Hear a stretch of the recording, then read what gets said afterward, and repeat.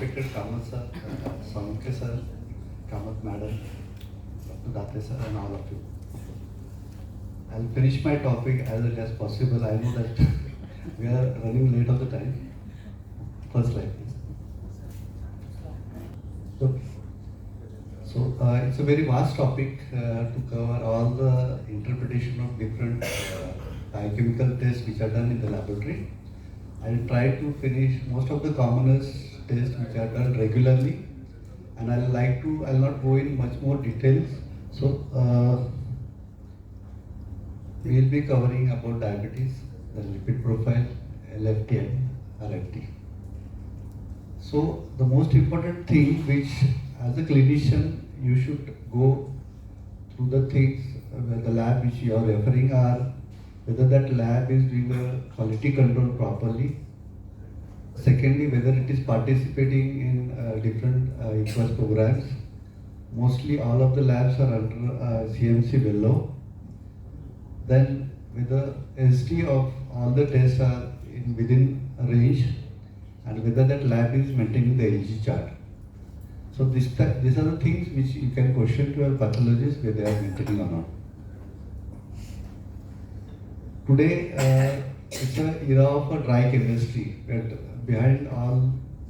left behind all the chemical reactions, wet chemistry, and we are using this 𝗦𝘁𝗃 unit, where no reagents are utilized, and the instrument cannot run unless and until QC and all the calibration and controls are passed by the instrument.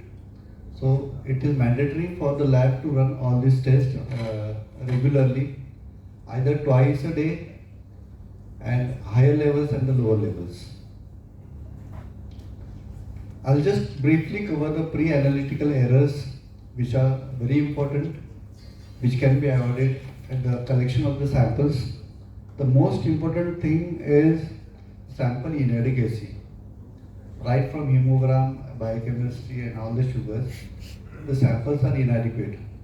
And many of the times, all parameters, because there is a calculated amount of anticoagulants if it is a EPDS sample, if it is a fluoride sample. So the adequacy of the sample is one of the major factors which affect the different parameters. Then our analytical check, whether the instrument is working properly, whether it is regularly calibrated, regularly servicing has been done. Then carrying over errors, if it is a wet chemistry, then barcode errors if they are done in initial stages. Coming to diabetes, all of us are aware about the different complications of diabetes. The most important thing is different tests are available for the diagnosis, but the gold standard is your fasting and postprandial sugar. The modified GTT, HbA1c, the other tests are also available, but these are the two important tests which are done. So what are the criteria for the diagnosis? The most important thing is fasting sugar if it is more than 126, postprandial more than 200, and if your HbA1c is more than 6.5. Now, the most important thing I want to highlight is if that fasting and PP is in case of an admitted patient who is taking DNS IV, the criteria is not applied over there. And of course, we have to confirm with HbA1c. GTT is the gold standard. We have to load we have to give 75 grams of glucose. We have to take a sample after 1 hour and the second sample after 2 hours. That's a gold rule for this thing.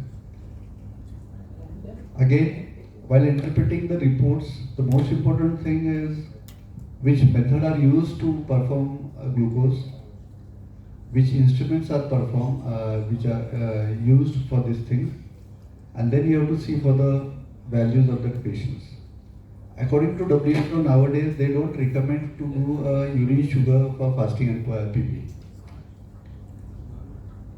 How to correlate with this HbA1c and your blood sugar levels? This is an arbitrary rule that 6 of HbA1c equals 135 of blood sugar, and every rise of 1% will give rise to increase in 35 milligram per deciliter.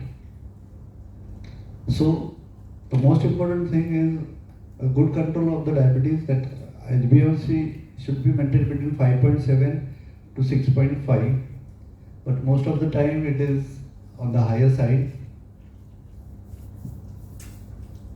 To analyze this HbA1c, there are different biochemistry kits available which are done on the colorimeter or a semi-automated analyzer, and many a times it has been observed that the readings of this test are on the lower side. The most accepted, internationally accepted method is by HPLC, which is done on D10 instrument by BioRad. It is globally accepted. We find readings more than 20 also in very uncontrolled forms of diabetic patients. Now coming to lipid profile. The most important aspect of lipid profile is nowadays it has been recommended that we can do on a random samples, but from the pathological aspects we are seeing very high levels in triglycerides more as compared to cholesterol. If that same patient does the lipid profile in the fasting stage of almost 12 hours, the readings are different.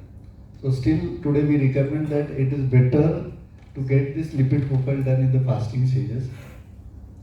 And the most important thing is in this lipid profile, almost most of the labs they only do cholesterol and triglycerides, and the rest of the parameters they are calculated.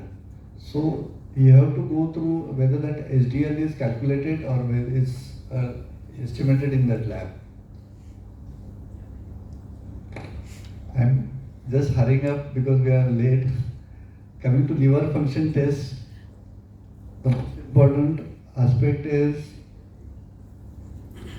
in this liver function test, collection of the samples, we usually recommend if there are previous abnormal liver function tests, we usually recommend to give the samples in the fasting stage, where we get accurate results for HPT, SGOT. Then again, interference of the bilirubin can be easily avoided in fasting stages. The most important thing is the ratio of this HGPT and SGOT. If SGOT is more than HGPT by more than 2, which is seen in alcoholic liver disease, and when that alcoholic liver disease progresses towards the cirrhosis, this enzyme levels drops. So the drop down in the enzymes should not be correlated that the patient is improving. At the same time, we have to keep a watch on the bilirubin levels, which steadily goes on the higher side.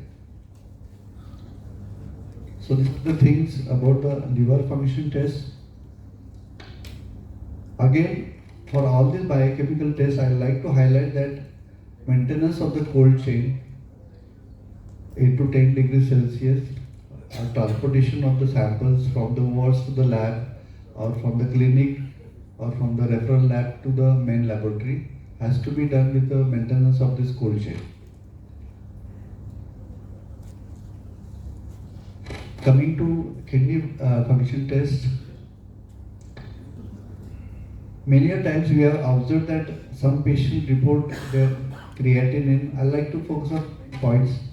Creatinine is on the higher side. It's on the margin 1.2, 1.3 or 1.2, 1.24. In the fasting patients, we have observed that there is a slight higher readings by 0.1 to 0.2. And if you do that if you do the same test in a random stage, they are slightly less than the fasting stages. So we should not hurry up to label that patient that whether he is moving towards a CKD or something like that. So we have to wait and repeat the test.